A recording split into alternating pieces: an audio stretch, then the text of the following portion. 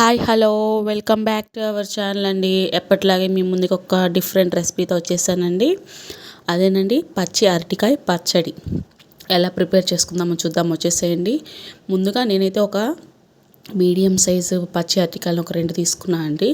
ఇలా 4 పీసెస్ అయ్యే విధంగా కట్ చేసుకోవాలండి. రెండింటిని ఇలా కట్ చేసేసుకొని ఒక గిన్నెలో ఒక వాటర్ యాడ్ చేసేసుకొని ఈ అరటికాయలు కూడా యాడ్ చేసేసుకోవాలండి. పీసెస్ని యాడ్ చేసేసి కొంచెం ఉప్పు యాడ్ చేసేసుకొని స్టవ్ మీద పెట్టేసుకోవాలండి. ఇలా ఒక 5 మినిట్స్ ఉడికించాలండి హై ఫ్లేమ్లో పెట్టి. ఇంతలోపు మనం పొయ్యి మీద కడాయి పెట్టేసుకొని పల్లీలు గుప్పెడు అలాగే పచ్చెనగపప్పు గుప్పెడు వేసుకొని బాగా వేపుకోవాలండి మీడియం ఫ్లేమ్లో పెట్టేసుకొని. అంటే ఎలా అంటే మనకి మాడిపోకుండా మనం గ్యాస్ దగ్గరే ఉండి చూసుకుంటూ వేపుకోవాలండి. జస్ట్ అట్లా పక్కకి వెళ్ళారంటే మొత్తం మాడిపోతాయి. అందుకని చెప్పి ఏదన్నా చేసేటప్పుడు ఖచ్చితంగా వంటగదిలో అక్కడే స్టవ్ దగ్గరే ఉండే చేసుకోవాలండి. తర్వాత నేనైతే ఈ 2 బనానాస్కి ఒక 9 పచ్చిమిర్చి తీసుకున్నానండి. పచ్చిమిర్చి అనేది కారం ఎక్కువే పడుతుందండి. మనకి బనానా అనేది కొంచెం స్వీట్నెస్గా ఉంటుంది కాబట్టి నేనైతే కొంచెం మీడియం సైజ్ వేసుకున్నాను అండి. కారం కొంచెం తక్కువే తింటారు. తర్వాత ఇలా పచ్చిమిర్చి అన్నీ వేగాక ఇలా కొంచెం నువ్వులు ఉంటాయి కదండి, తెల్ల నువ్వులు మనం అరిసెల్లోకి వాటికి వేసుకుంటాము. ఆ నువ్వులు కూడా కొంచెం వేపేసుకొని చిటికెడ పసుపు యాడ్ చేసేసుకొని బాగా కలుపుకోవాలండి. ఇలా బాగా కలిపేసుకున్న తర్వాత స్టవ్ ఆఫ్ చేసేసుకొని కొంచెం చల్లారించాక ఇలా మిక్సీ గిన్నెలోకి ట్రాన్స్ఫర్ చేసుకోవాలండి. ఇప్పుడు ఇదంతా మనం మిక్సీ పట్టుకోవాలి.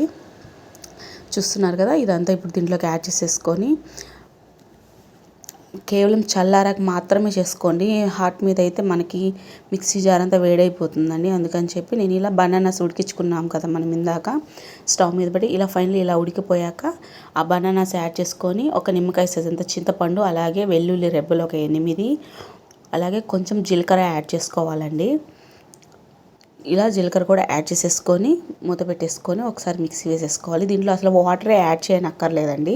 మనకి బనానాలో ఆల్రెడీ వాటర్ క్వాంటిటీ ఉంటుంది కాబట్టి అసలు వాటర్ అనేది టచ్ అవ్వకూడదు. ఇలా ఫైనల్లీ మనం మిక్సీ పట్టేసుకొని ఇలా ఫైన్ పేస్ట్ లాగా అయిపోతుందండి. మనకి బనానా ఆల్రెడీ ఉడికిపోయింది కాబట్టి ఇలా అయిపోతుంది పేస్ట్ లాగా. ఇలా పెట్టేసుకున్న తర్వాత దీన్ని ఒకసారి పక్కన పెట్టేసుకొని పొయ్యి మీద కూడా ఒక కడాయి పెట్టేసుకోవాలండి. అంతలోపు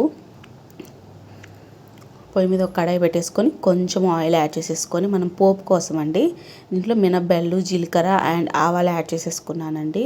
ఇవి కొంచెం బాగా వేగాక కొంచెం ఇవి ఎండుమిర్చి ఉంటుంది కదండి, ఎండుమిర్చి మీ ఇష్టం అండి. 2 కానీ 3 కానీ ఇలా చుంచి వేసుకోవచ్చు. నేనైతే ఒకటి వేసుకున్నానండి పిల్లల కోసమని. తర్వాత కొంచెం కరివేపాకు యాడ్ చేసుకొని ఇలా బాగా కలిపేసుకోవాలండి. నేను కరివేపాకు వెళ్ళొచ్చే గ్యాప్లో నాకు ఈ పోపు అనేది మాడిపోయిందండి. మీరు మాత్రం ఎక్కడికి వెళ్ళొద్దు, గ్యాస్ దగ్గర ఏదైనా చేసేటప్పుడు గ్యాస్ దగ్గరే ఉండండి. ఇలా ఫైనల్గా చట్నీ అయితే బాగుందండి. అంటే క్రిస్పీగా అనిపించింది నాకు. మినపబెల్లు బాగా వేగాయి కాబట్టి అట్లా కూడా తినొచ్చు, బాగుంటుంది. నాకైతే అలాగే నచ్చుతుంది. ఇలా ఫైనల్గా ఉప్పు సరిపోయిందో లేదో ఒకసారి చెక్ చేసేసుకొని ఉప్పు వేసుకొని కొంచెం ఇంగువ పొడి వేసేసుకొని ఫైనల్గా దించేసుకొని సర్వ్ చేసుకోవడమేనండి. చూసారు కదా ఎంత బాగుందో. అసలు స్మెల్ కూడా చాలా బాగా అనిపించింది నాకు. అసలు దీన్ని చూస్తే ఎవరైనా అరటికాయ పచ్చడి అయితే మాత్రం అనుకోరండి మనం చెప్పేంత వరకు. చూస్తాను ఇక్కడ మా స్ట్రీట్లో వాళ్ళకి పెడతాను, వాళ్ళు ఏమంటారో ఏ పచ్చడి అని చెప్తారో చూసి మీకు నేను నెక్స్ట్ వీడియోలో చెప్తానండి. చూస్తున్నారు కదా, అసలు ఇదంటే ఎలా ఉందంటే దొండకాయ పచ్చడో లేక బీరకాయ పచ్చడో అయితే సేమ్ అదే ఫ్లేవర్ వచ్చింది. అంటే అసలు అరటికాయ వేసామా అన్న డౌట్ కూడా రాదండి.